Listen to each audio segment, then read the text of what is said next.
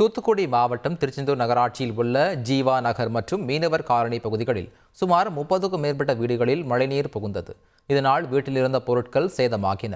வீடுகளுக்குள் செல்ல முடியாத நிலை ஏற்பட்ட நிலையில் இது தொடர்பாக நகராட்சி நிர்வாகத்திடம் தகவல் தெரிவிக்கப்படும் நடவடிக்கை எடுக்கப்படாததால் குடியிருப்பு வாசிகளே தங்கள் வீடுகளில் தேங்கியுள்ள மழைநீரை அகற்றும் பணியில் ஈடுபட்டனர். ஆண்டுதோறும் இதே நிலை தொடர்வதாகவும் அவர்கள் வேதனை தெரிவித்தனர்.